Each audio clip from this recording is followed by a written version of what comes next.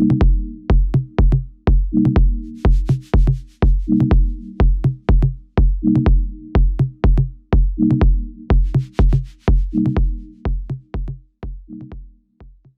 would like to welcome Dr. Ravi Chellam, who is for tonight's event. Dr. Ravi Chellam is an independent wildlife biologist working in India. He's got the ability to analyze a situation like this and bring clarity to it, as you will see tonight. If I may say on a personal level, I think he's also a very dedicated conservationist and a very ethical person. I think he also really loves his country, and there's a deeper reasons for what he does, for why he's involved with conservation. Then Dr. Willem Duffy, he's a veterinarian, but he's much more than a veterinarian, traveling the world to make a difference. And if you go and look on the Share Screen Africa website, as well as the YouTube channel for Unlocking Nature, you will see other presentations there that he made, and sharing the knowledge that he's learned on multiple continents. Then Dr. Gus Mills, we are really privileged to have a carnivore specialist of his caliber with us tonight, widely respected in the conservation community as an authority in this regard in Africa. And with that, I would like to introduce our panel. We are going to start this evening by playing a video that was recently taken of one of the captive cheetahs in India who escaped from the allocated area. Of course, the cheetah did not know that it was an allocated area, so I'm saying that with that in mind. So once I've played that video, I'm going to hand over the screen, and Ravi, you're welcome to take over from there.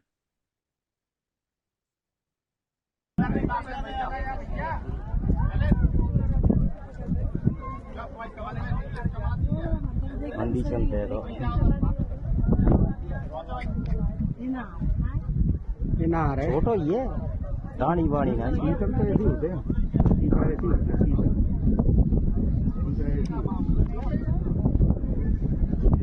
चीता है बुनाने वो दानी वाला ना वो tiger होते हैं चीता है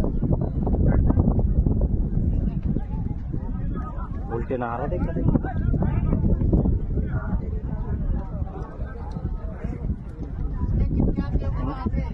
इतना दी रो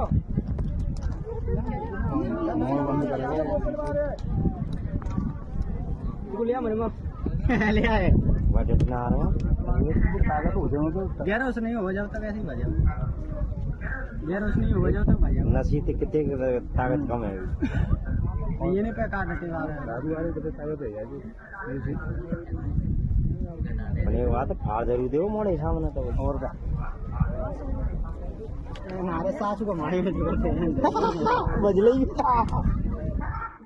Good evening, everybody. The video was of one of the African cheetahs released in Kuno, and this was an attempt at capturing it and bringing it back. I think it, in many ways, illustrates where we are with this project. I'd like to thank Leadership for Conservation in Africa and Unlocking Nature for giving us this platform. And I'm very, very happy that Gus and Willem are part of today's event. And we're trying to talk to you together as a team. We've had some practice, some rehearsals, and hopefully we'll be able to pull it off. We've structured this hour or so around what we call as 6 learning outcomes. There would be a fairly longish 8-10 minute kind of introduction, but the bulk of the time, the three of us are going to be talking to 6 specific issues. We want to highlight the value of science-based conservation planning, how transparency and peer review are very important for conservation, and that rule of law should operate even in conservation, and what this attempt at introducing African cheetahs, the impact it's having on wildlife conservation priorities in India. And unfortunately, we'll have to also call out what we see as failure of the majority of scientific and conservation organizations, both national and international, to hold this project accountable. And we have our thoughts on what the way forward is, including the welfare of the cheetahs, which are already in India. Cheetahs were found through much of India. This is a reconstructed map based on hunting and other sighting records. You can see bulk of India had cheetahs, and you see the dates from where we have the last confirmed record. So it goes as recently as 1967, both in the eastern part of India and in the southern part of India. So there is no doubt about the fact that they had a wide-ranging distribution. And some images of cheetahs in India, and these are fairly rare images. And one of the things that was happening is both the royalty and the Britishers were capturing a lot of cheetahs for hunting, for coursing, and we'll talk about that in a minute. And you can see how they were being treated, more or less like pet dogs and hounds and so on. So we had large-scale capture of male and female cheetahs for coursing black buck way back from the 1500s, sorry, what am I saying? And then in 1871, the British declared a bounty for killing it. And we also had hunting, depletion of prey, habitat loss, all of which more or less made sure the cheetahs disappeared from India. Fortunately, there is still a surviving population of Asiatic cheetahs. These are in Iran. This is a camera trap image from September of last year. On their official estimates, it's somewhere in the region of about 40 animals, but with only 12 definitely identified adults. They exist in extremely low density, spread over thousands of square kilometers. Globally, the cheetahs are categorized as being vulnerable, and their population is estimated somewhere in the region of about 6,500, and the population trend is declining. And as you can see, the bulk of the distribution, current distribution, is in Africa, and you have various codes to tell you what the status of each of those animals in those regions. What we are seeing is a severe reduction in their historical range. It's restricted to only 9% of its former range. It's an extremely low density species ranging from 0.25 to 2.5 cheetahs per 100 square kilometers. And the majority of the cheetah population and cheetah range are in unprotected lands in Africa. You have some numbers from various regions of Africa.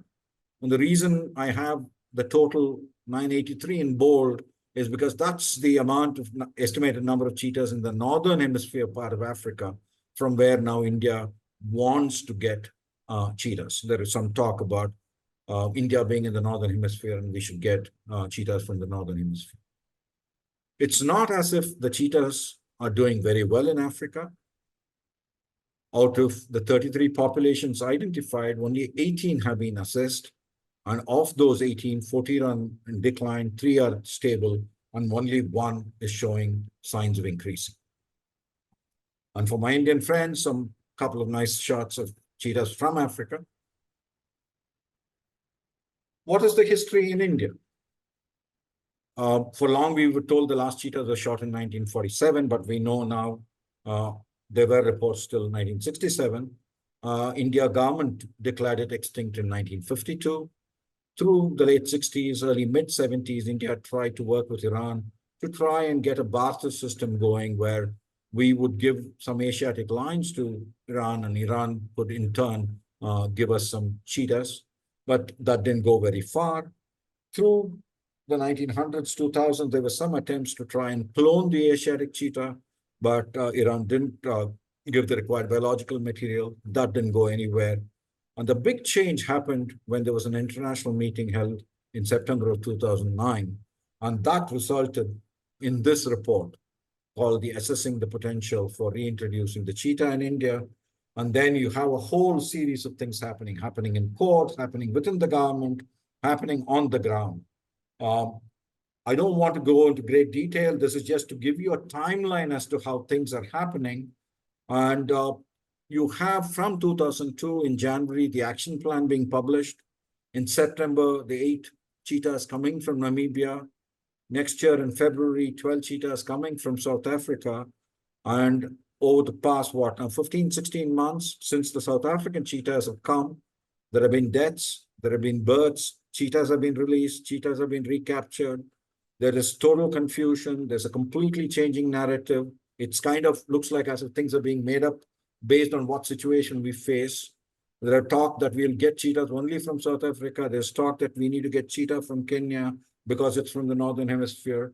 Last year, during the monsoon, when some cheetahs died, there was this talk of them suddenly growing winter coat because they hadn't adjusted to the move to the Northern Hemisphere.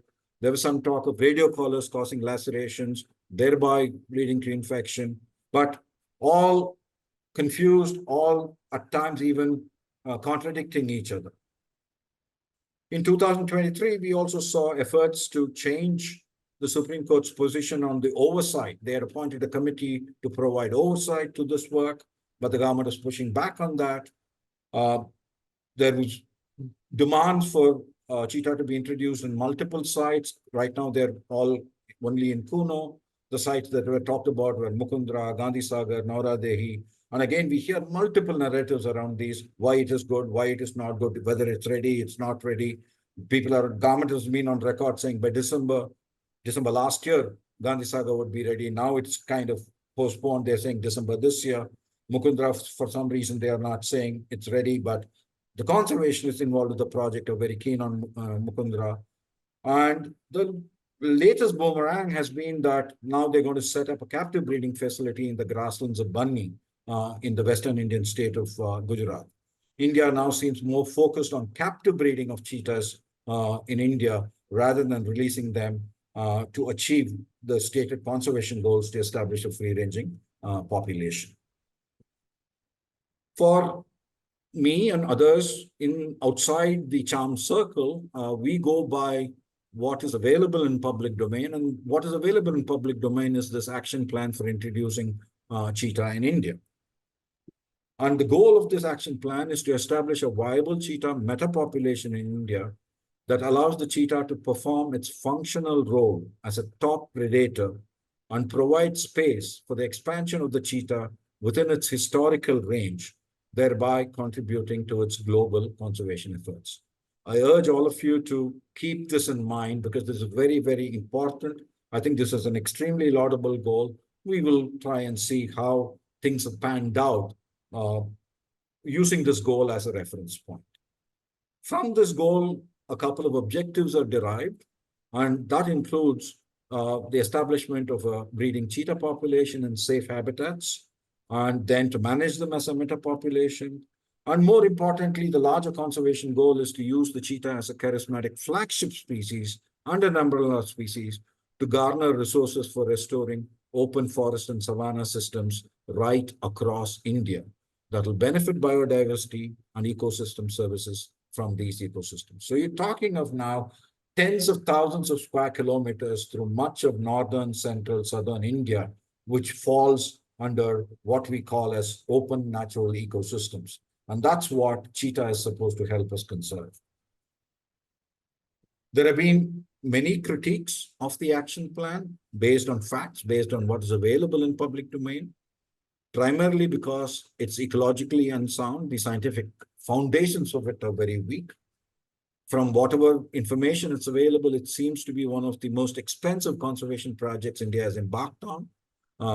From last estimates for 5 years, something in the region of $58 million US. Many of us feel it's clearly a distraction that conservation in India can ill afford. We don't know what potential ecological disease and genetic risks are involved. And it is also based on a premise and unsubstantiated claim that cheetahs have run out of space in Africa, and hence India has to step in to provide the space for it. It's also based on this false presumption that India has suitable and sufficient space, sufficient habitat, and that conservation translocations have been successful for cheetahs in unfenced free-ranging wild situations because India doesn't use fences, which is the South African model, and that African cheetahs will trigger this large-scale conservation effort. I think there is an inherent and large-scale confusion between how conservation works in South Africa and Namibia probably, and how it works in India. And the main point of contention is the use of fences. India has a human population density of about 150 times that of Namibia.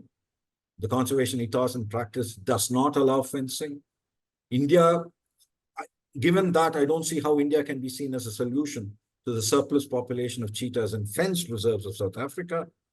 The scope for conflict and or death of introduced cheetahs is very high. And we all believe that this effort is going to undermine science-based conservation, especially translocation, not only in India, but more widely. We've written about it. Gus and me are part of a group of 8 people who wrote this paper. This was published in October of 22. There was a rebuttal published in 23 by the project proponents. There have been a couple of other papers published by people who are not involved, who are not part of our group, either way, giving good ecological reasons based on their long-term research of understanding cheetah ecology, cheetah behavior. And almost anybody independent looking at the data and having knowledge of ecology have huge questions about how this project was even conceived and given the go-ahead. Gus, may I call upon you to talk to this slide? Thank you, Ravi. Yes, I think you've, as you pointed out, there are a lot of issues and problems that have arisen with this project. And I think it's also important to stress that several other cheetah biologists, you're not alone, or we are not alone in our criticism. There is widespread criticism of this strategy by many cheetah biologists. In fact, I would go as far to say that all cheetah biologists, people who have actually field experience of studying cheetahs in the wild, have severe reservations about this project. Now, as you say, they live in very low densities. So for a start, they're going to need large areas to have habitat for them to survive. Even as you put into our chair, an area of about 10,000 square kilometers, even in ideal habitat, would not support more than, at the most, 200 cheetahs. And it's a very moot point whether such a large area in India exists at this moment in time. And I think it's important to also point out that one of the motivations, one of the reasons from South Africa's side that these cheetahs could be sent to India was that there was a so-called surplus population of cheetahs in South Africa. And I think this needs examination.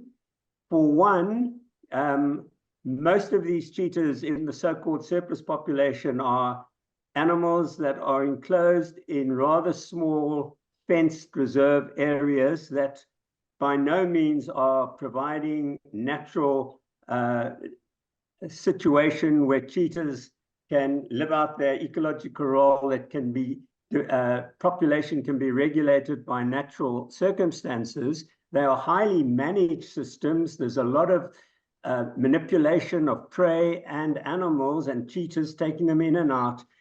And quite honestly, they are probably not much more value than glorified safari parks. And I think we need to recognize this as perhaps a fallacy, that there is this surplus of cheetahs that could be sent over to India. Thanks, Gus. And also, these have extremely large home ranges, ranging from females ranging from 760 square kilometers to 3,000 square kilometers. And translocated cats are known to move large distances, exceeding 1,000 kilometers. That's innate. That's their biology. That's their ecology. So this species is a low density, wide ranging species. And that's its characteristic. And I really request everybody in the audience to keep that in mind.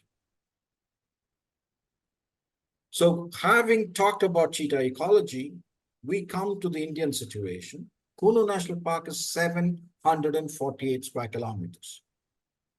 From our understanding, the best case scenario is it can support about 10 cheetahs. But the action plan says it can support 21 cheetahs, but it might take about 15 years after introducing at least 50 over the next 5 to 10 years. And in the larger Kuno landscape, in about 30, 40 years, that 21 could even grow up to about 36. We think those are gross overestimates. Based just merely on this availability of space, we question India and particularly Kuno's suitability as the site for introducing African cheetahs, for establishing a free-ranging wild population of cheetah, which will then go on to play the flagship role for conserving open natural ecosystems, species like great Indian bustards, caracal, wolves, and much more. So the bottom line is, currently, India doesn't have the required extensive quality habitats, but we have the cheetahs flown in from Africa. And unfortunately, I think it's a clear case of putting the cart before the horse. So what is happening today? Out of the 20 adult cheetahs that came from Africa, 7 have unfortunately died. 6 of them in captivity, in some form of captivity, 1 in a free-ranging state. So 13 adult cheetahs are left. And we find that bulk of their time, they are held in some form of captivity or the other. There is a defense put out saying, but they are hunting for themselves. They are in large enclosures. To give you a sense of the size of this, there are 11 enclosures ranging in size from about 0.3 or 0.4 square kilometers to a maximum of about 1 square kilometer. The total space, total area of these 11 enclosures all put together is less than 10 square kilometers. We talked about the space requirements of the cheetah. So these 13 adults, I think 1 or 2 are free ranging. So let's say 11 adults are restricted to less than 10 square kilometers. Now, Gus and Willem, I would like you to, based on your South African experience and broader Botswana and Namibia experience, talk to us about this African model of using fenced reserves, that even not just small game reserves, even Kruger has fences. That's completely novel, unused in India. So if you can, based on your experience in Africa, talk to us about the use of fences in conservation, that'll be very nice. No, I can just say, there's a lot of things you can say. The first thing I want to say about these breeding sort of farms you have with the fences is that some of the, you'll find the cheetahs, they look very well after the cheetahs. They're well fed, and we've got a lot of experts in nutrition and diseases. There's some of them is not good at all, but we're not going to talk about them. But the moment you release them, and the first release that I know of was done by Howard Pettifer more than 30 years ago. And they released captive bred cheetahs in the Tamavati. And the first thing they did is within a day, they caught a small giraffe. So the hunting is not the problem. It's the other behavior that created a lot of problems. And for instance, the avoidance of other predators, they don't know how to do it, and also big problems with interaction with humans, going into houses and so forth. They had a lot of problems, and they had to remove those cheetahs again. So we can say a lot of it, but the cheetahs that is bred in captivity is not doing well in an open area anywhere. Thanks, Willem. Gus? So just to go on with that, I think one of the big errors that has been made, I mean, these are very laudable ideals to have. I mean, I think all of us would love to have free-ranging cheetahs in India. But if for that to happen, there are so many things that need to be done before the cheetahs are brought into India. I think they put the cart before the horse. They haven't got the areas, the habitat available. There may not be habitat available. It may just not be possible in a country like India today with its vast population to house anything like a viable, naturally occurring, naturally regulated cheetah population. And so if they accept that, then there are deep and important decisions that have to be made as to what, if anything, can be an alternative. And in South Africa, as I said, the fenced reserves have been used. I think, as I said, they're not that successful. One thing I do think we could do in South Africa is start thinking about actually joining these fenced reserves together so that they can become bigger areas. There is that possibility, and I really think that the South Africans must look into that. But that's a slight digression. In India, fenced reserves, as far as I understand, are just something that is not possible. It's not going to happen because of the whole culture and the way that things happen in India. And so really the essential thing is how practical is this venture. And as Ravi said, many cheetah biologists have come out in grave misgivings about what's happening. Thanks, Willem. Thanks, Gus. And in many ways, I think the cheetahs are voting with their feet. They've gone exploring, which is, again, as I said, innate to their biology. And in India, given the human density, even most of our protected areas have some form of human presence. Outside a protected area, you're going to encounter fairly dense human population, their livestock, highways, railway lines, and so on and so forth. So the cheetahs have not been able to move around, establish their home range, seek what they are seeking, and maybe with good intention for their best interest to avoid conflict, cheetahs have been repeatedly captured and brought back. And the opening video was one of those instances. And as a result, these cheetahs spend the majority of the time, in excess of 80, maybe even 90% of the time that they've been in India, in some form of captivity or the other. Willem and Gus, I would also like to talk, both of you to talk about that last point, because you are more aware of the people who've been involved from Africa with this project, the expert teams, and you had some comments on that. Yes, Ravi, there's a lot of expertise and very good expertise in keeping cheetahs in captivity. For instance, nutrition. Nutrition is a big problem in captive cheetahs. And there's very special diets that they have to follow, and the South Africans are very good in that. Also, the control of disease, also very good, and there's a lot of expertise in that. Problem is, I think, is in this case, is the ecology, the understanding of the biology and how cheetahs operate and I don't know how much expertise we'll find in South Africa on that, or people that are working on this project. Maybe that is the lack of this project, the soft point where they missed and the unsuccessful translocation at the moment is the expertise at the wrong place. Thus? Yes, if I can just add to that, I absolutely agree with you, Willem. You know, there are a number of people throughout the world who have had experience in studying and the ecology and the behavior of wild free-ranging cheetahs.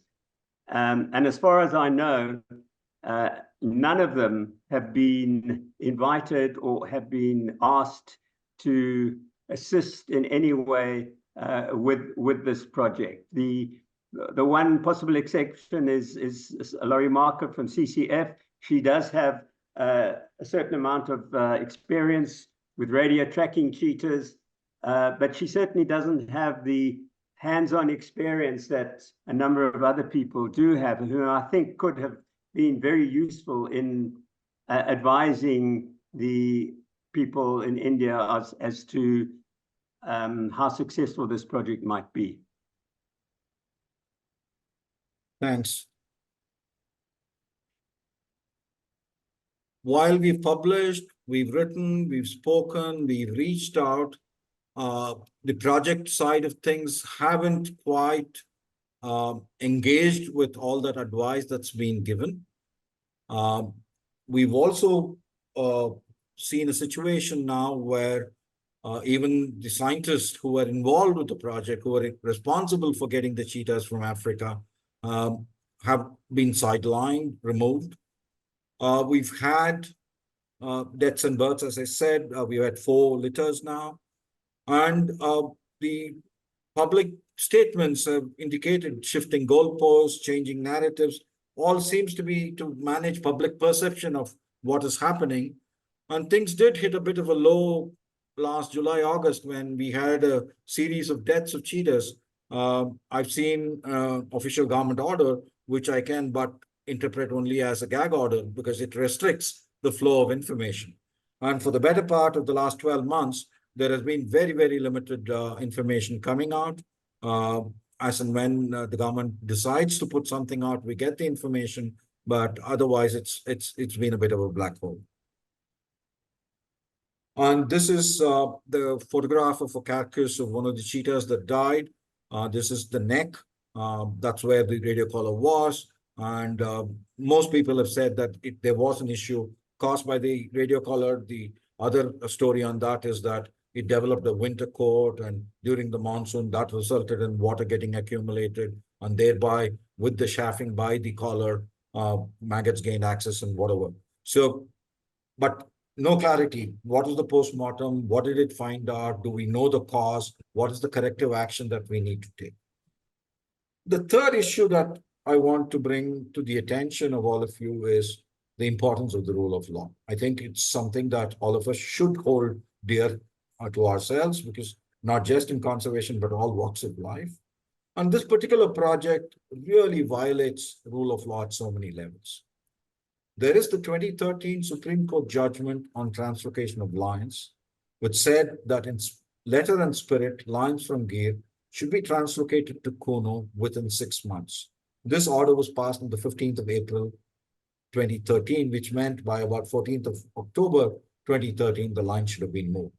We are approaching October of 2024, and there is no sign of the lions move. The same judgment held the attempts of Government of India to introduce African cheetahs in Kuno as illegal, and they quashed those efforts. A couple of years passed. The National Tiger Conservation Authority in 2016 went on appeal to the Supreme Court and made various commitments. I will elaborate in a bit. But what we find today, since 2022, when the cheetahs started coming, that the implementation of this project is at complete odds with the commitments that were made by the government to the court, which means we are violating the rule of law. So this is the cover page of the 2013 judgment. It's available publicly, or if anybody wants, write to me and send it to you. So there was a public interest litigation saying Kuno is ready. So many families, hundreds of families have moved out. The government has spent so much in financial investment. Why haven't the lions moved?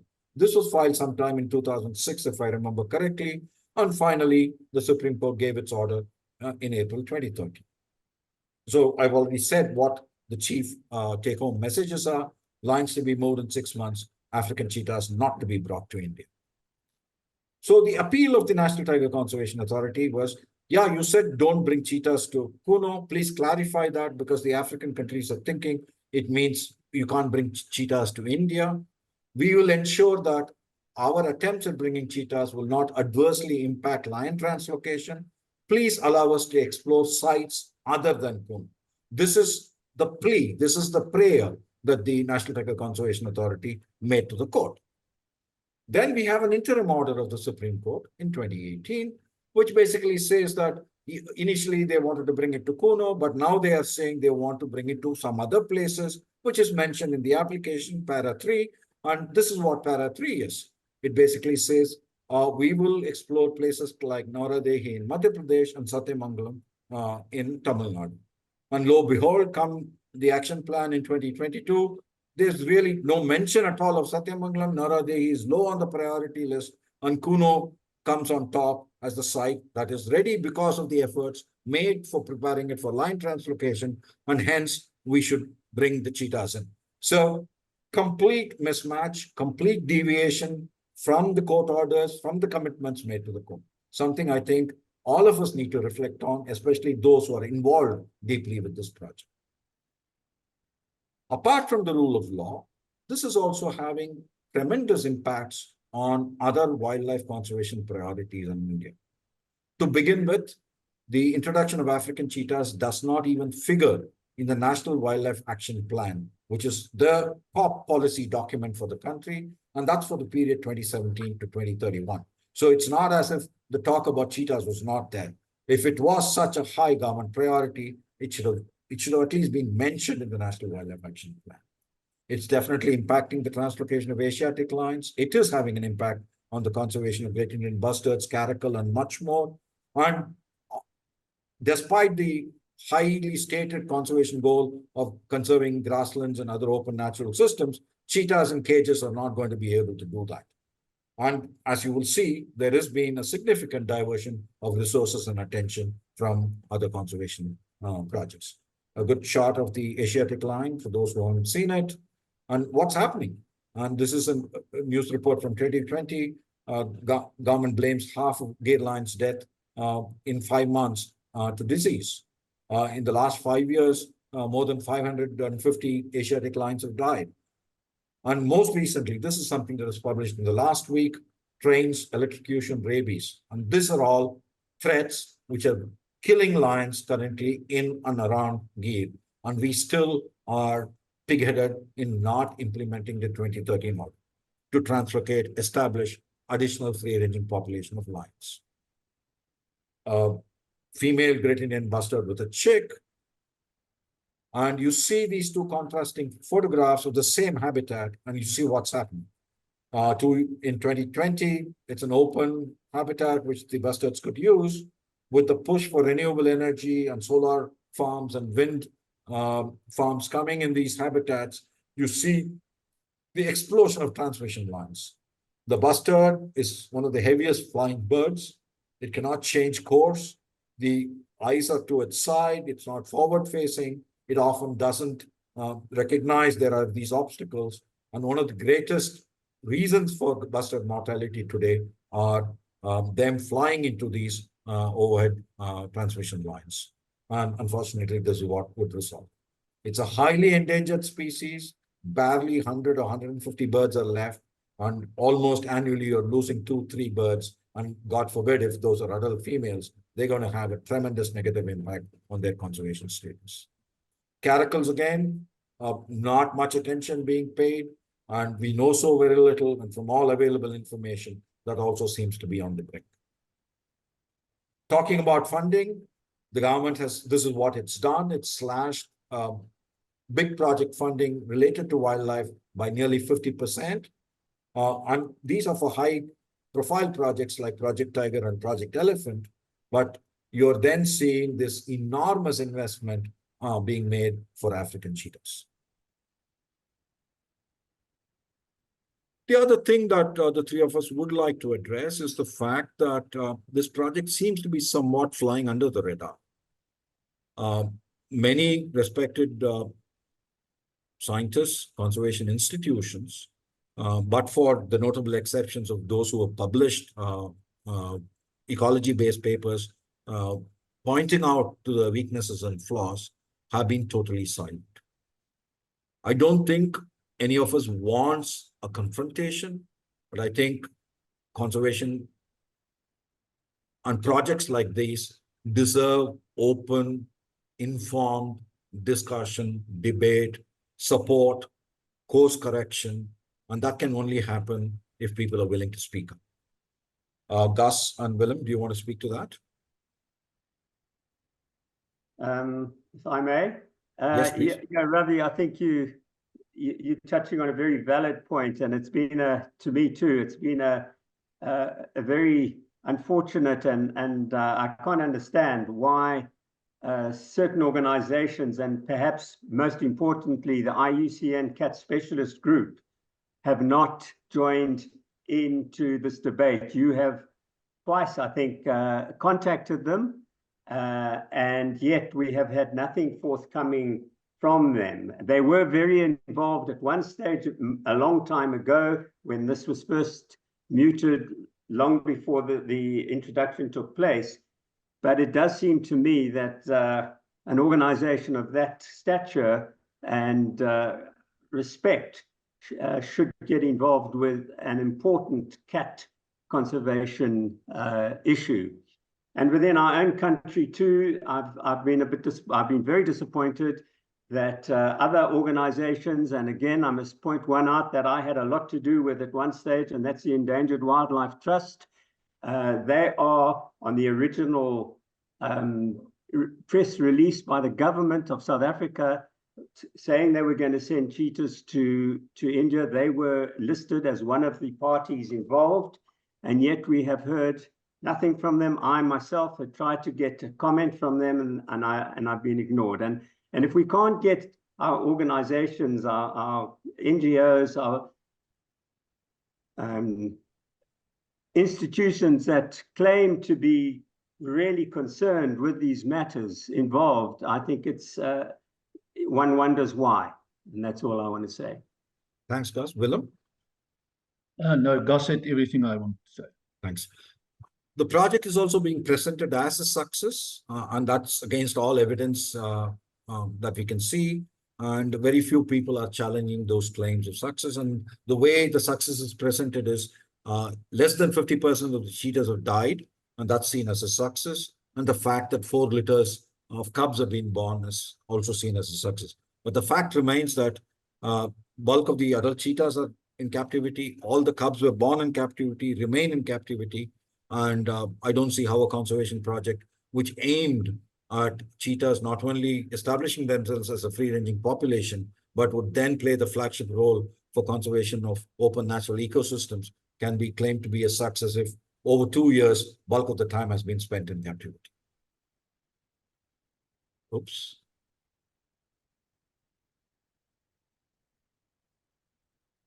What is the way forward? What about the welfare of the cheetahs that are already in India?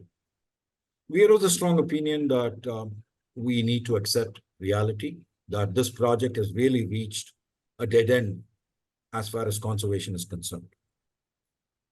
We need to accept that the stated conservation goals in the action plan are unrealistic and hence unattainable.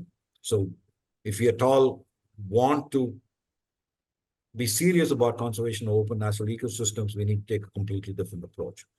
To begin with, for instance, they need to be removed from the wasteland atlas. Currently, India has something called the wasteland atlas, and much of the open natural ecosystems is categorized as one form of wasteland or the other. We strongly urge that further imports of cheetahs from Africa, especially from Kenya, be stopped, and that we curtail the breeding of cheetahs in captivity. And I'll come to why we say that.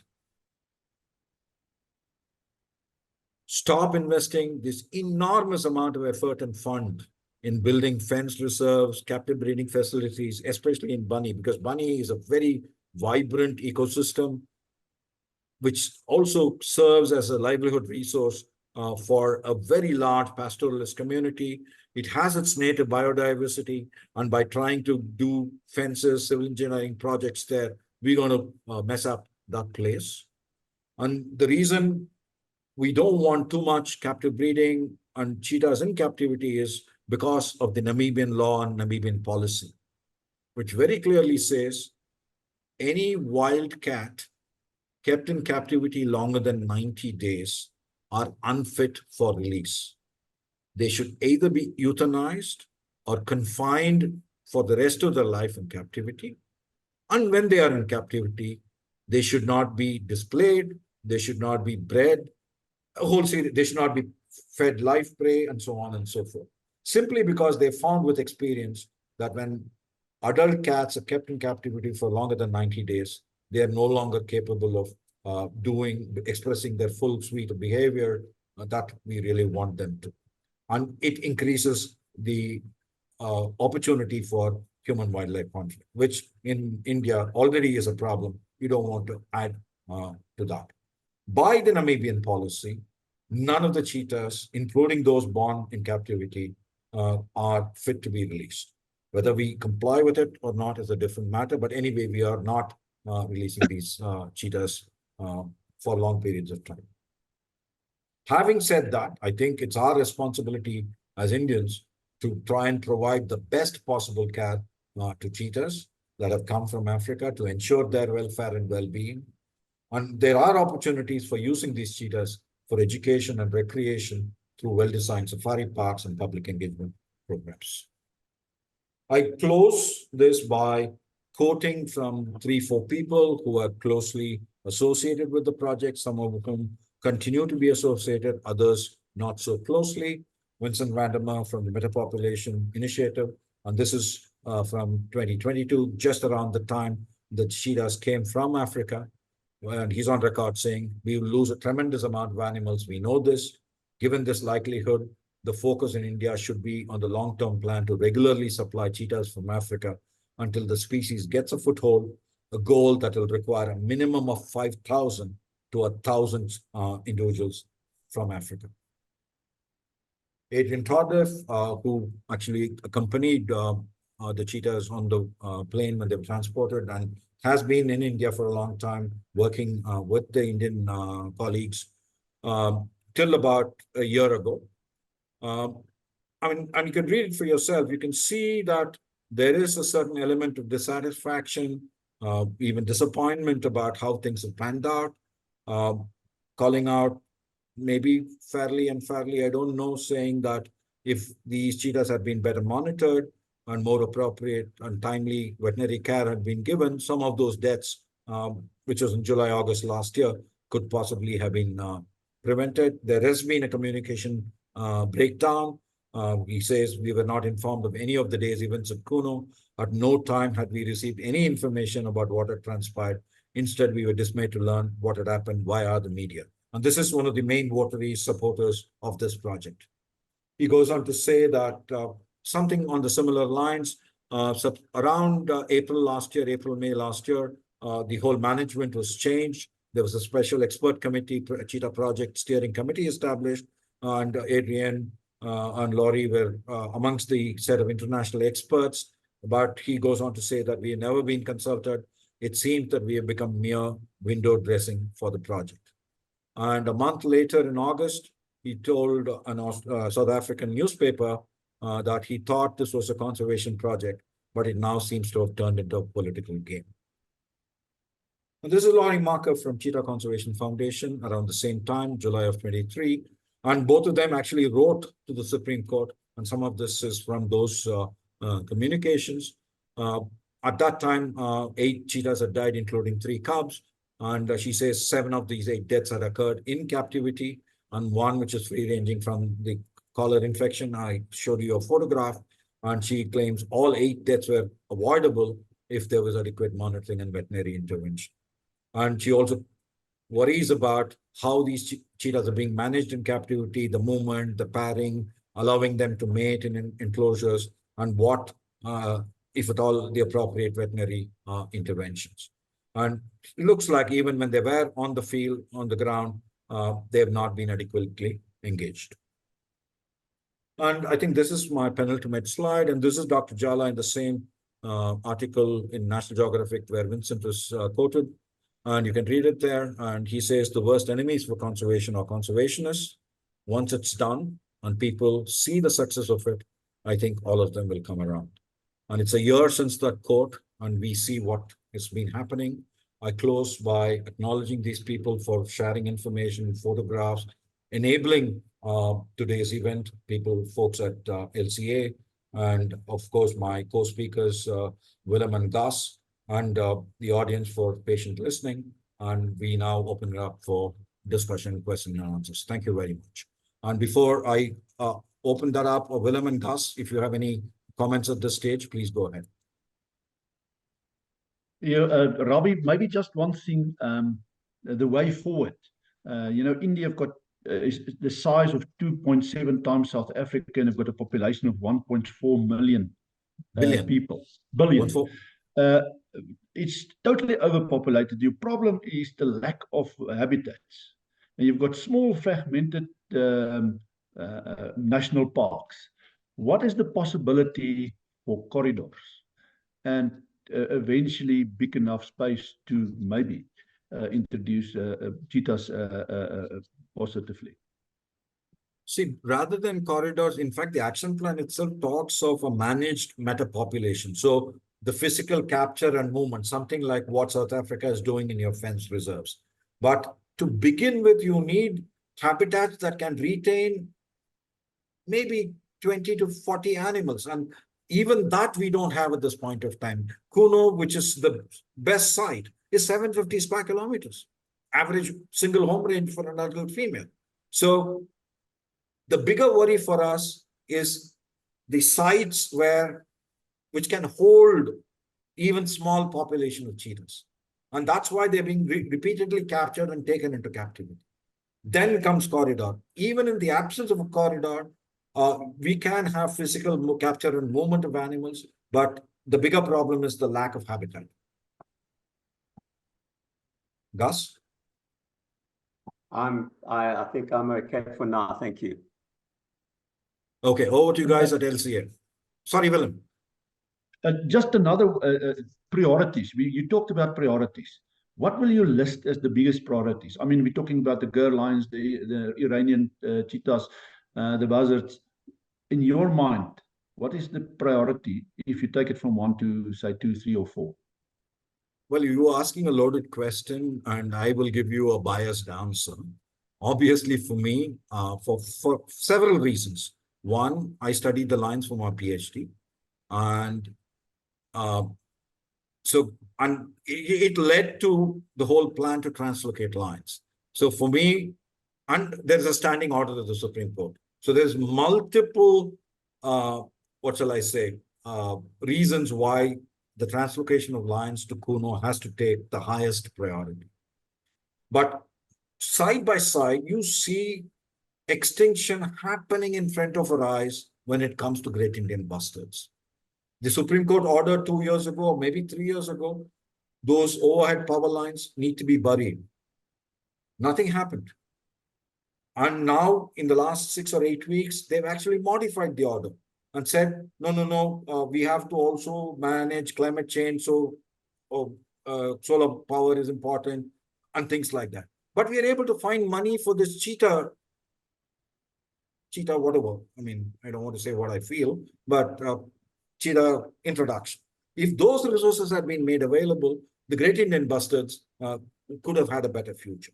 So it operates at multiple ways. Cheetahs, because they say, is weaker than the lions. You'll have to allow the cheetahs to settle down, establish themselves. And we all know from the facts that we have presented, that's not going to happen. So how the hell is cheetah going to settle down? Then you will introduce lions. And we've seen what's happening to lions. In 2018, there was an outbreak of canine distemper virus, babesiosis. We had recorded officially about 36 lions dying in less than 2 weeks or 3 weeks. But I know from my sources that more than 100 lions died, and they're continuing to die. You saw a news report from last week talking about rabies, electrocution, being run over by trains. So to me, in the context of the cheetahs, Great Indian bustards, Asiatic lion are top priority. But we should not be guessing this because we have the National Wildlife Action Plan. It's a well thought out document. It lays national priorities, and there are standing orders of the Supreme Court of India, which need to be complied with. Thank you, Ravi. Thank you, Willem, for your questions. I think they brought additional clarity. At this point, before we start with the question and answer session, I would just like to thank our experts for the presentation. I think at best, science brings clarity to a muddy situation. And if you stick to the science there, it especially brings clarity.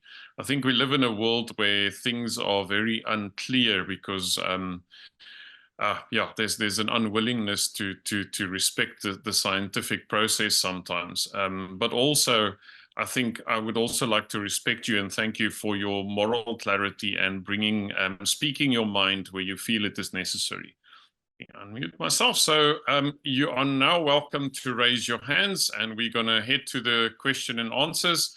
I'm just going to take a quick dive into the into the comments in the chat, or the questions in the chat. You are welcome to ask questions by both raising your hand in using the tools in the bottom of your screen, or you can raise your hand and wave at us, or you can or you can ask a question in the chat. First question that I can spot in the chat is from Sophia Luca, who is asking, what diseases affect the big cats over there? So I'm not sure, Ravi, if both you and Willem want to tackle that question. I would defer to Willem's expertise on this. I'm not a veterinarian or disease ecologist, but I know for a fact that canine distemper virus, feline panleukopenia, I think, and babesiosis have been reported. Rabies has been reported, but Willem would be better placed. The question is about diseases for large cats in India. Willem? Yeah, no, Ravi, I'm not an expert in Indians, but I know the first disease shock was the distemper problem in because it's only one population. That is where people, I think, the first time realized that you need a second population, really, because of that outbreak. Not a lot of lions died of it. That was interesting. But I mean, all the other stuff you mentioned already there, that is, Babesia is like, Babesia we get in dogs as well. Rabies is, of course, another problem.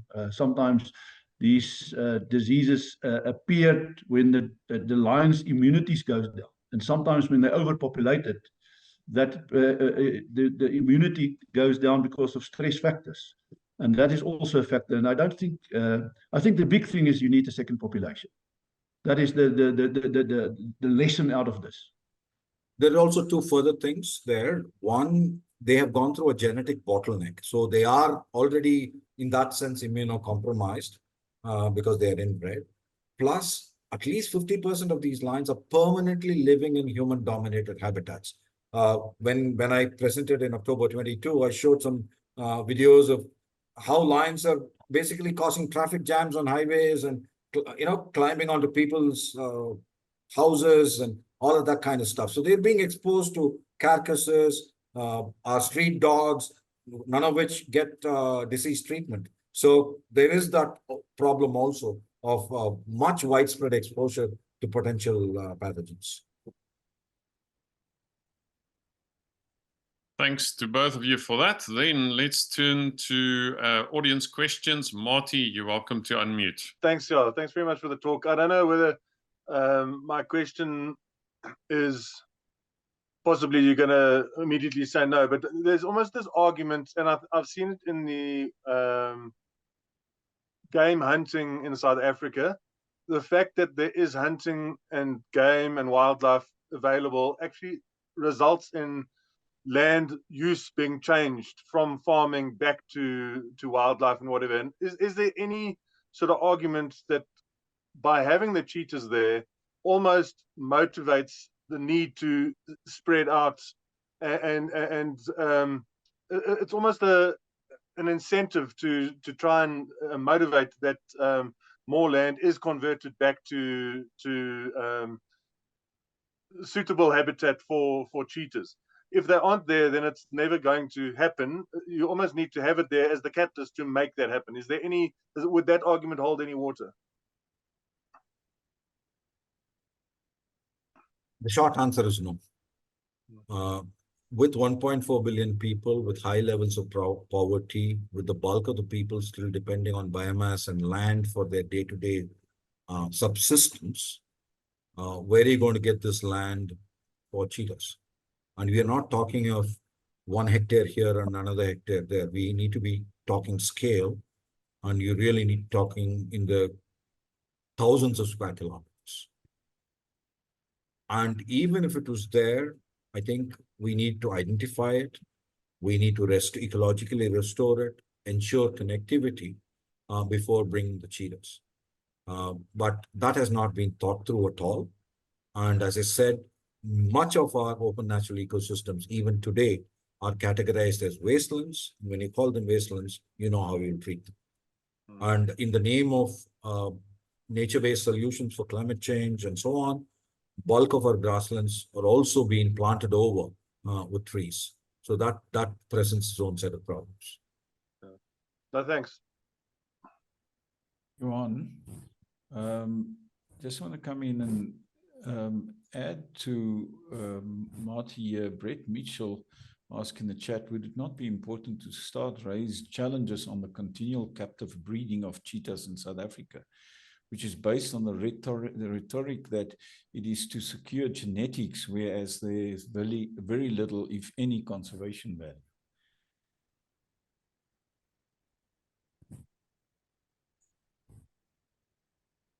Point is that captive breeding, the question is captive breeding does not have any conservation value at the end. And one should also start questioning that. Did I understand that correct, Brett?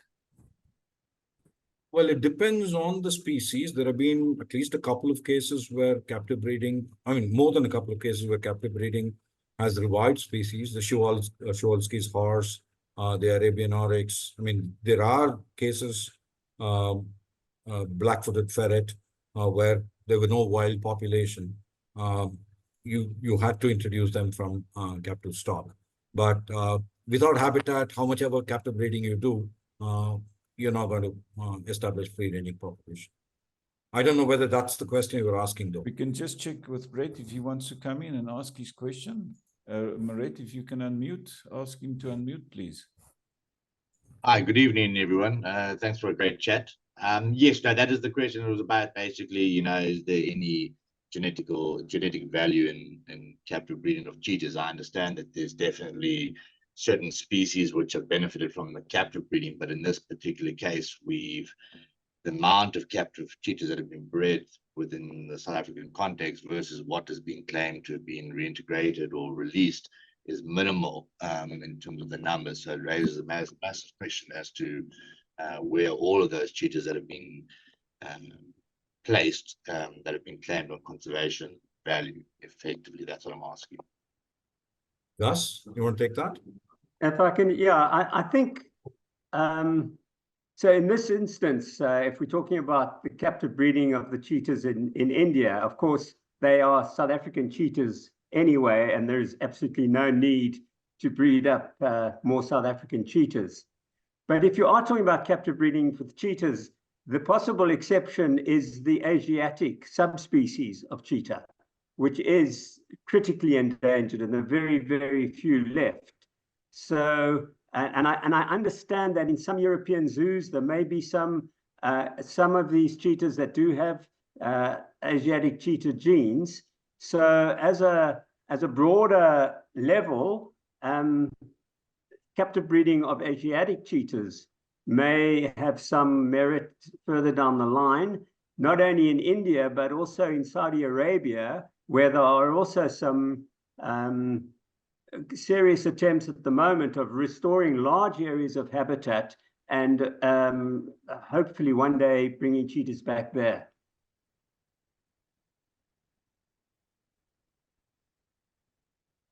Willem, you switched on your screen. Would you like to add or ask a question to that? Yes, Johan. What I want to say is that maybe a lot of people do not know that the Asian lion in the 1900s was less than 20, and they saved it. There's more than 700 or even more than that today. So it is possible to save those Asiatic cheetah. But there's a lot of political problems in India, in Iran.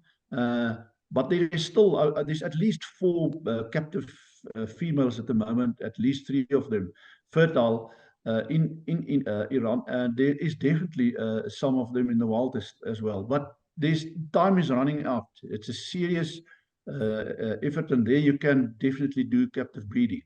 But the good news is that the Indian lion came back from the same sort of numbers. And it is possible. You do have the problem of genetic diversity that you have in the Indian lions now, but it's possible. Okay, fantastic. Sneha, please forgive me if I am probably pronouncing your name incorrectly. So please, please, first of all, educate us and let us know how we should pronounce your name, and then please ask your question. It's pronounced as Sneha, S-N-E-H-A, the way you would say snakes. Thank you. No worries. Living in the United States for 3 years has kind of like, I'm used to hearing Sneha because that's what they say. But my question is slightly political. You know, I was really, and I've been thinking about this, stuck with what Gus said about silence from IUCN, really, you know. We haven't heard much from the global big cat specialists, and especially from those big cat specialists who have worked in the global south, but are from global north. Their silence is especially more striking. Do you think it's a case of colonial conservation where it's convenient for them to come work in India and benefit from our big cats, like get publications and stuff, but not say anything because then it would become political? So that's my question. Is it a case of colonial or parachute science where the community is silent because there's nothing for them in this? You know. Sneha, I love your question. It's a loaded one. I would like to get some response on that. There's certain in certain Africa conditions which I'm more familiar with, where I can say that is the case. But let's talk about this situation. Anybody would dare to respond to this, please? I'm not. Maybe Preeti's got something to say, being a journalist. Okay. I haven't read so much on colonial conservation, but I kind of get a sense of where Sneha is going with this. We do have, off record, quite a few people and institutions saying that there will be cost to pay, and we are unwilling to pay the cost. So, I mean, when they put it like that, what can you say? I mean, they're admitting that they can't open their mouth because something will happen, some government action might take place, or their permits might not come through, or their visa might not come through. So that's the world in which we are living. I initially, not just with cheetahs, many years ago on issues like this, I used to get upset. But who am I to stand in judgment? Each person makes these choices. Each institution makes their choices, and we just have to be able to be comfortable with it, so that you can go easy to bed and wake up hungry. You know, and just in a normal human way, you know, you are very often you're a guest in a country, in a sovereign country, and if you want to do what you feel passionate about, whether it's the protection of nature, whatever other thing it is you want to do, then people tend to keep quiet because they depend on having that status to carry on. But yes, they can also, I think, international organizations should raise their voice. I at least expect that from an international organization. And maybe anybody else on this one? Apologies, Chris. Sorry, I missed you there. I just said maybe anybody else would like to raise a point here, because there's also questions in the chat, you know, about so who is behind this? Why don't we name them? So now, if you ask me name them, I'm sitting here in South Africa. Do you think I'm going to give a name? Because the internal politics there, I do not know. But for certain, there are people who feel strongly about this and say, let's call it what it is. Somebody said in chat, you can find it. I'm just looking for the question. Is it speculation? Is it true? So Ravi, help us. Sneha, help us. Preeti, help us. I'm looking at all the Indian names I can find here. No, the who's behind it is very transparent. No, the action plan is a published document available in public domain. You have the logos of the National Tiger Conservation Authority, the Ministry of Environment, Forest and Climate Change, Madhya Pradesh Forest Department, and possibly the Wildlife Institute of India. We know that Cheetah Conservation Foundation from Namibia has been involved. Dr. Adrian Todd, I think it's University of Pretoria, if I remember correctly. So those are the institutions, and of course, Namibian government and South African government have also been involved, and there have been a few private donors. Somebody who flew in the first 8 cheetahs from Namibia. Those are the people involved. Yeah. You quoted some of them tonight. Point is, I ask myself, especially looking at those quotes, even this, if the silence is not even an admission of failure, is that possible? No, because they're speaking and presenting it as a success. Okay. So there is that's the narrative that needs to be challenged.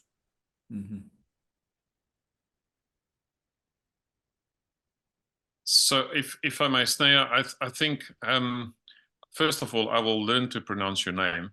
And secondly, we will from time to time return to this issue, because I think we can keep learning from it, if nothing else. And some of the questions that you ask, only time will tell. And there will be clarity as time unfolds. So I think it's important that we just keep following this issue. Because there are a lot of conservation students in the audience tonight, and I think it's important for them to see where the pitfalls are in projects like these, and where and why there are deviations from national plans. So yeah. Jan, I'm with you. It's incredible lessons learned in the process, and I mean the factual information that came through tonight is really a very clear sort of true north where you have to look at. And I agree also with you that this is something that we have had the first talk and now a second talk on unlocking, and we should have a next one. And Ravi said earlier tonight, he said the cheetah are voting with their feet. And Gus at the previous talk said the cheetah will talk for themselves. Yet also, thank you, Ravi, and for you and Willem and Gus. Also, what do we do now? You know, looking after those cheetah that are there, it's not their fault that they are there. How to care for them now in a way that that at least you can say that you've done the ethical thing. That's quite important. But let's hear from the audience. Anybody who would like to raise a hand here?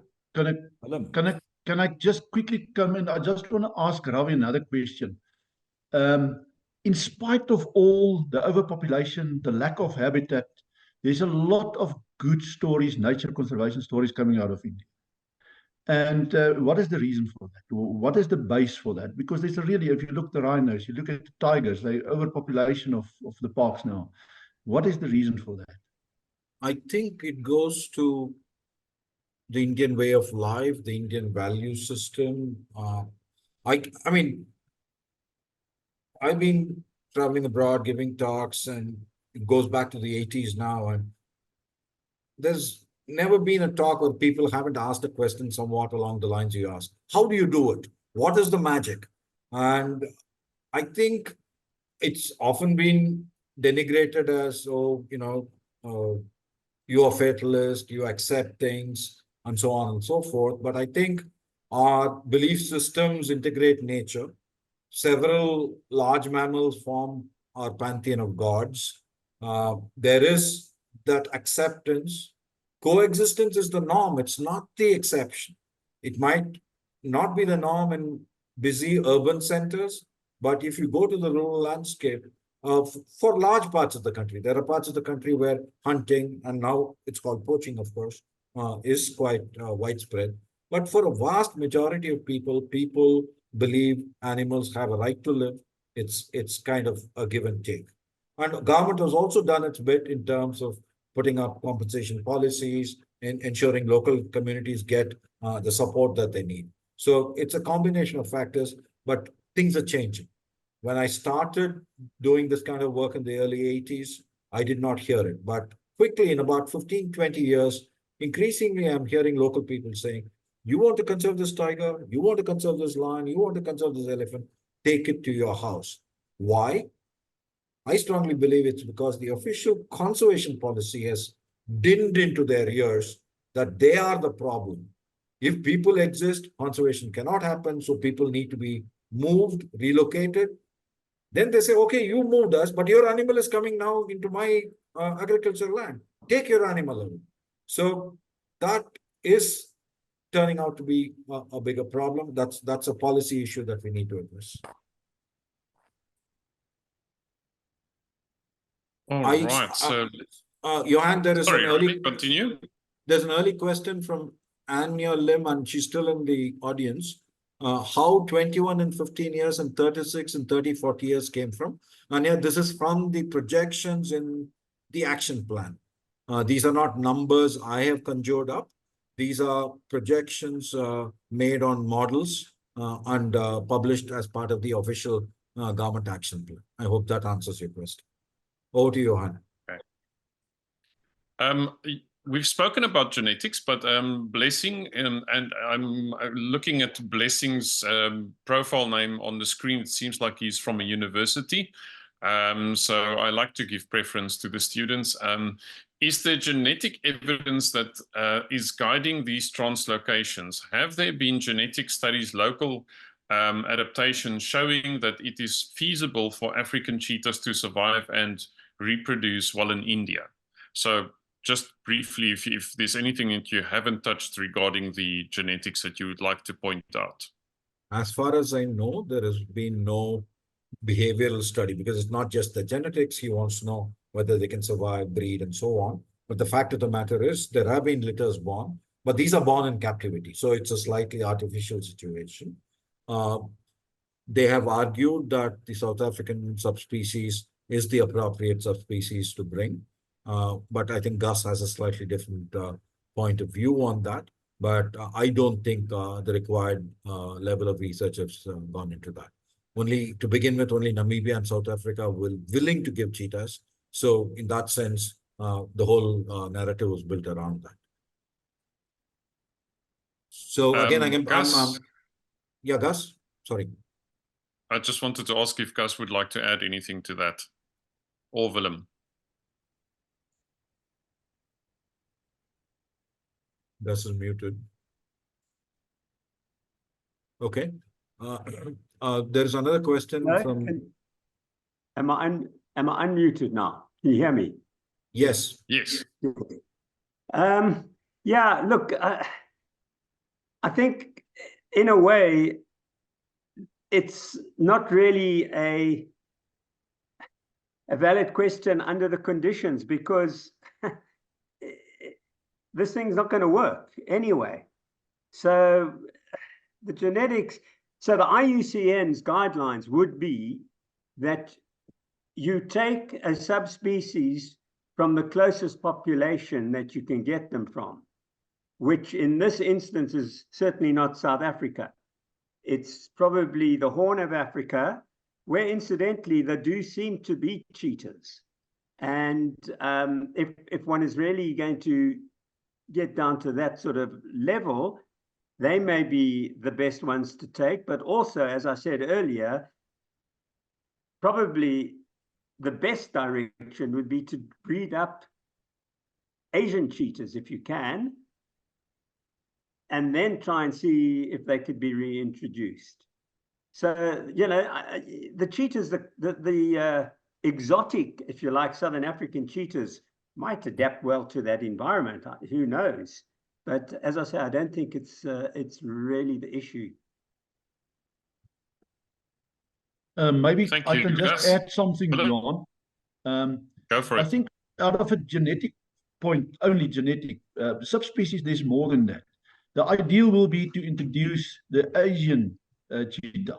But I mean, the habitat of the Asian cheetah is totally different. They mostly, at the moment, as I understand, Ravi, is in a mountainous area. They will definitely not adapt to the new, even if the genetics is the ideal one. They will not adapt in Kuno because they come out of a dry, cold, mountainous area at the moment. True. So, Thanks, Willem. Yes.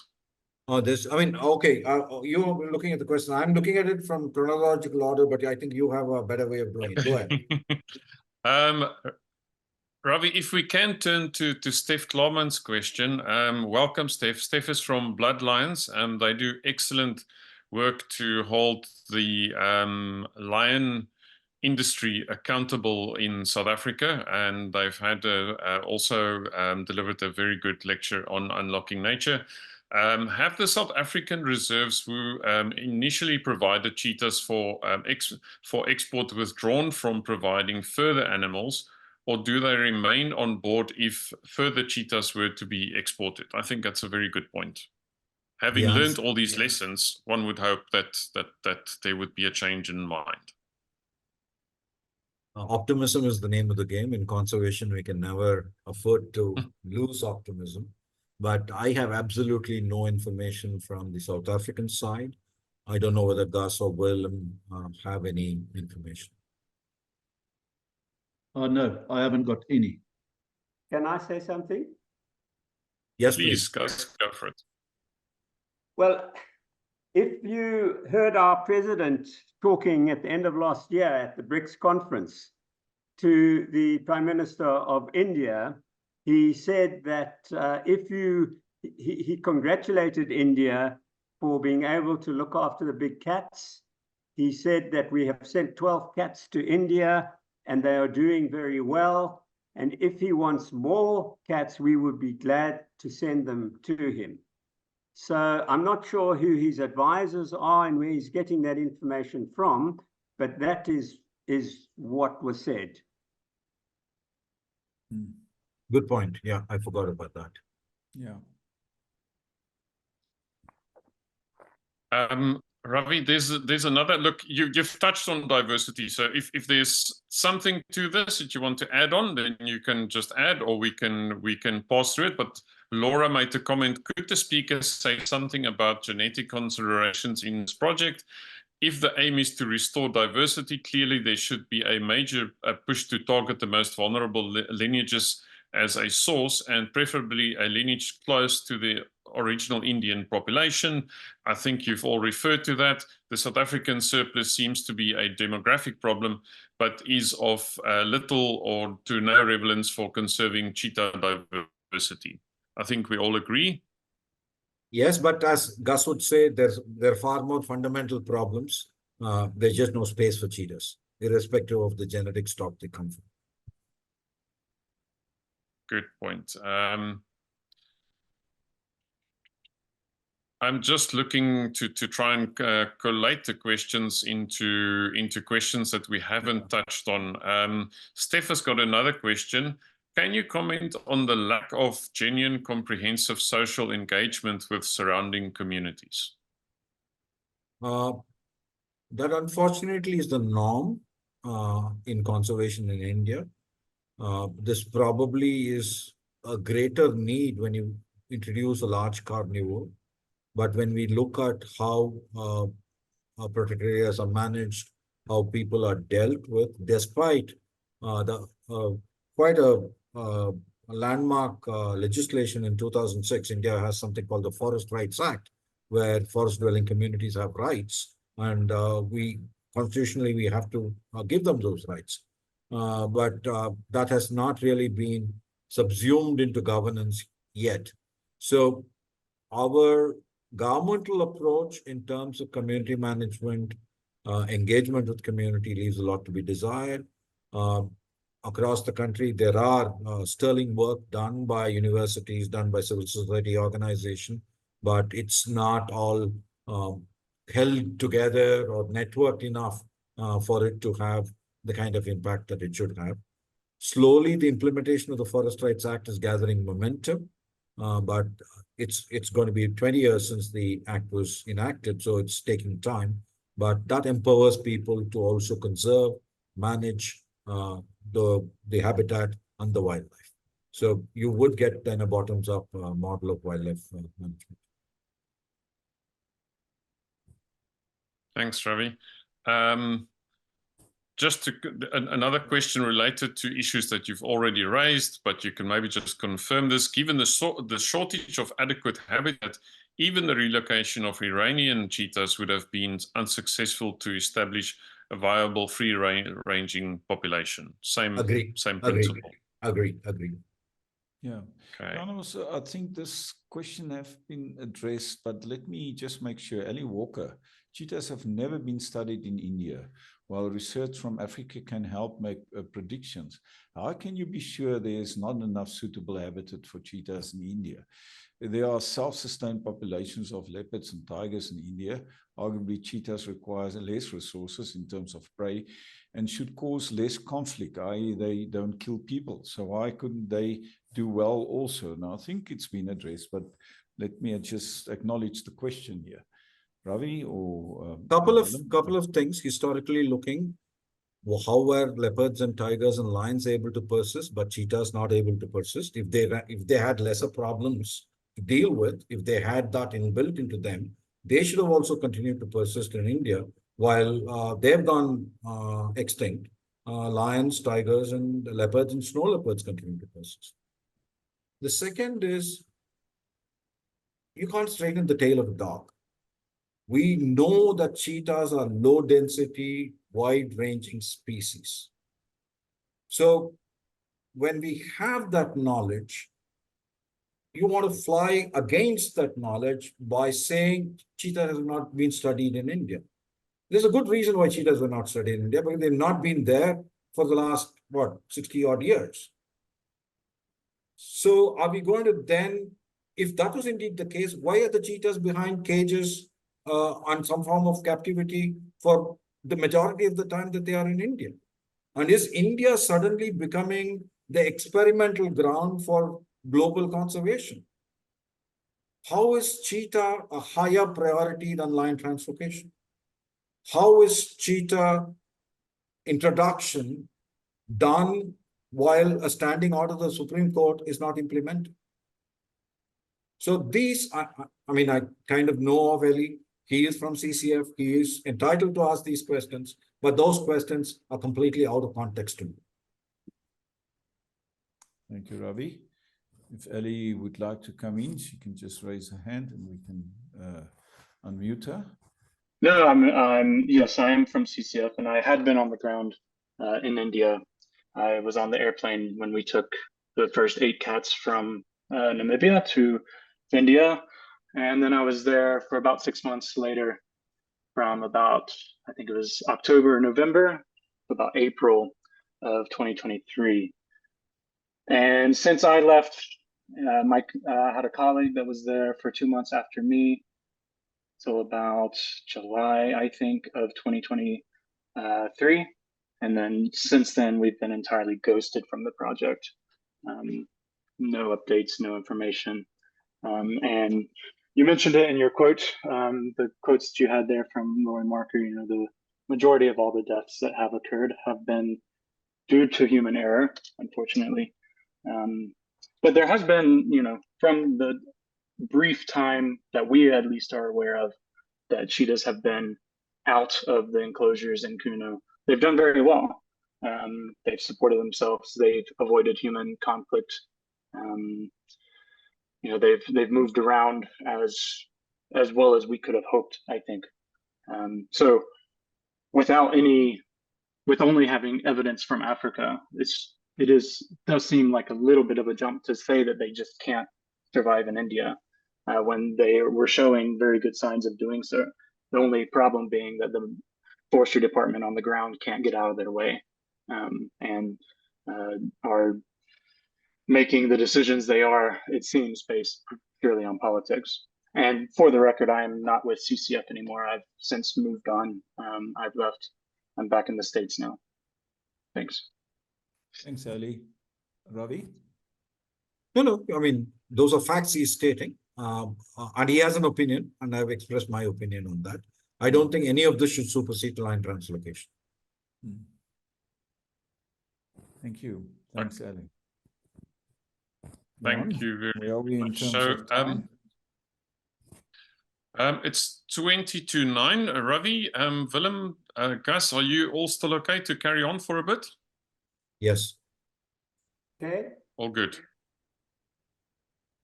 Okay, a question from Stephen. What are the prospects for the cheetah population in Iran and the other historical ranges identify? How do the dynamics compare? Gus? Okay, so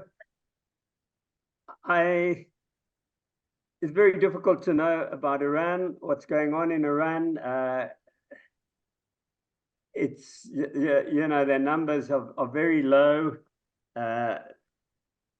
So I'm not too optimistic about that, but I don't know. But what I do know something a little bit about is Saudi Arabia, where there is a big operation that's called the NEOM project to rehabilitate a large area of the arid region of Saudi Arabia to its previous state, to move people out, to get rid of camels, to try and get the wildlife and the natural system up and running again. And as part of that program, down the line, at any rate, it is hoped that they might be able to reintroduce cheetahs there. And that, to me, at least at this stage, seems to be the most hopeful program for the Asiatic cheetah.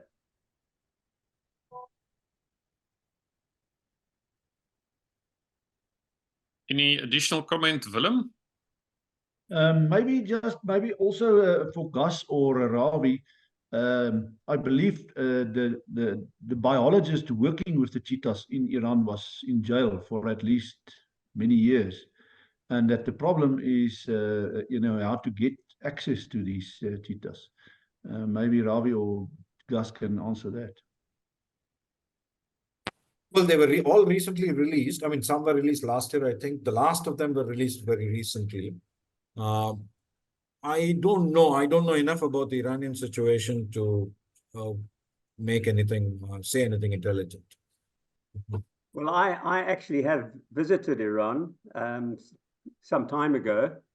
And at that time, there was quite a lot of hope. There was quite a big effort going into the conservation of the cheetahs. There was a workshop held. One of the large NGOs, Panthera, were getting involved. And things looked like they were at least some hope. But then politics, I think, intervened. There was change in the regime. And I understand from what I've read that the reason why or behind the fact that the Iranian cheetah researchers were put in jail was that the head of the Panthera, the director, had made some political statement about Iran. I think he was an Israeli, and I don't think that did much for, you know, for relationships. So, you know, I think politics got in the way very badly there.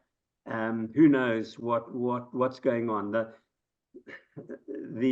suppose the one hope is that it is a big area. There are lots of areas there. I think the population density is quite low, and maybe, who knows, sometime in the future things might improve.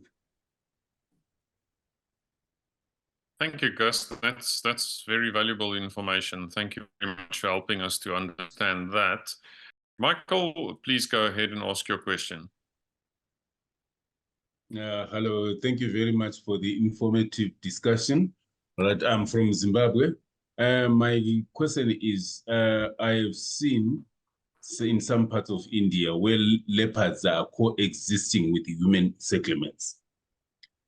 Is it not possible to do the same thing with cheetahs?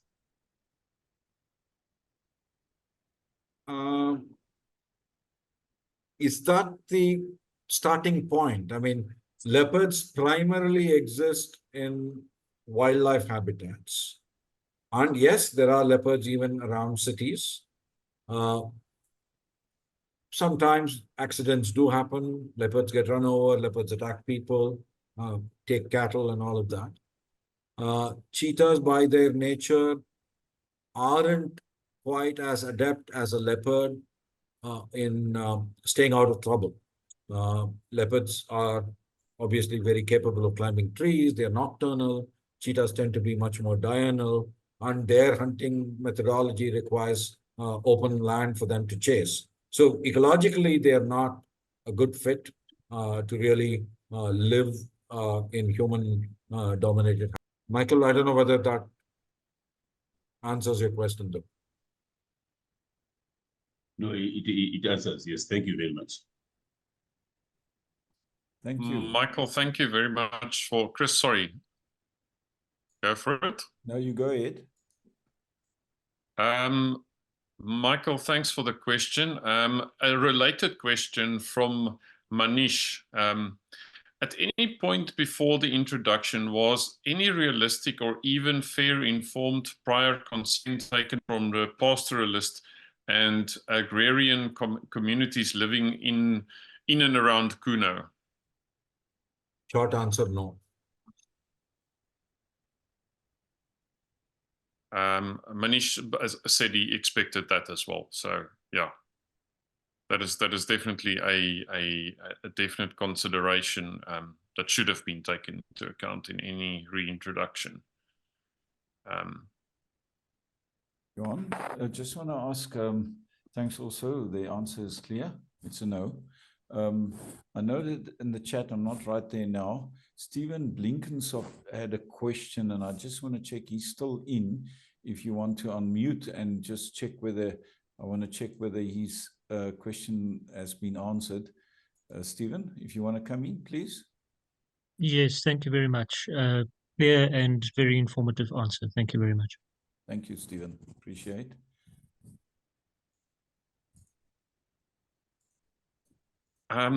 Chris, there's a technical question from Dashdeep. What would be the consequences of the repeated darting? Indian officials say it won't affect the cheetahs. So, Willem, I think that's one for you, perhaps. No, I think the technology in darting is so that you can dart them quite often. The drugs is really safe, and it should not be a problem. I can just maybe see there's some different combinations nowadays. The old drugs, we don't use them. Drug of choice is xylitol and medetomidine at the moment. You can reverse some of it at least, and the long-term effect is not really bad. And as long as you don't have to dart them every day, you can dart them quite often. So the good news is that our cheetahs are not addicts. Thank you, Willem. Johan, I think we've addressed the questions. I don't see any hands raised. Just want to check if Gus is still in. Gus, are you still around? I'm still around, yes. Thank you. Johan, maybe also just go through the chat quickly if there's anything that you see. That's also Willem and Ravi and Gus. Let's see if there's anything in the chat that you think we should still have to respond to. And then if not, we can come to a closure. Johan, shall we call it a day? I think so, Chris. We've kept Willem and Ravi and Gus up for a long time. I think, Ravi, what's the time there with you now? Getting to be midnight. Yeah, well, you still have half an hour, Ravi. What's your problem? Don't become soft now. And I can see Gus is also already lingering towards the bed. He's on the red wine already. Hey, Gus. Johan, I think if you're okay with it, then I would like to say last word, if that's fine with you. Go ahead, please, Chris. Thank you. To the audience, ladies and gentlemen, what a joy to have you on and joining these discussions. You are the extension of these discussions. You are the ones that's going to take it into other places and maybe refer to this particular chat. And we thank you for your interest and joining. And I think every person here is rather serious about how they feel about things, and at least the concern about nature is the one generic thing that we have. And we thank the audience. And I think I counted, you on what I could get in the chat, about 14 people coming in from 14 countries. But it was just a quick count I made. It could be more. And not everybody said which country they're from. So it's 14 countries joining tonight, which I think is very, very significant. Of course, I also want to say to any lecturers and students, go and listen to this talk again. There's such a lot of value in this, in terms of long-term research, in terms of the legislative side of things, practical advice. And I think a second and the third time we will just get to learn more. And I want to encourage lecturers and students come back to this particular talk and also learn from it. Then I want to say to Ravi and Gus and Willem, I think if we put the hours together that you've worked on this and all the communication that's been going on, and Ravi that toiled away through the night. I saw a WhatsApp somewhere in the middle of the night. He said, I'm too tired now. I can't talk any further. Let me just go to bed. But the point is, I think if we put it all together and all this information, all the brains, I think collectively you have written a PhD in this talk. It's worth a PhD. And I just want to say to these three friends, what a joy to know people like you, and we are inspired by the way that you do things and how you take the lead and how you try to do it the best way you can. And on top of that, your commitment and your hard work, making it happen. Thank you very much. Really, really, honestly and deeply appreciate it. Thanks for really what was a lovely team effort.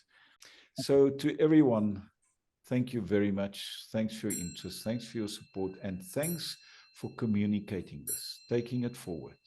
And thanks, Roland, like you. We give them a round of applause. Thank you very much. Thank you. Thank you.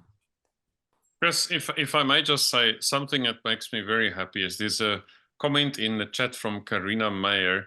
It says, thank you so much for the talk. I am a wildlife management student and need to write a species reintroduction report for cheetahs. And this was really insightful. Thank you. So this is exactly what we hope for. That somewhere there's the next generation of wildlife management student that's going to learn a lot from an event like this. So we get one person that learned how to do this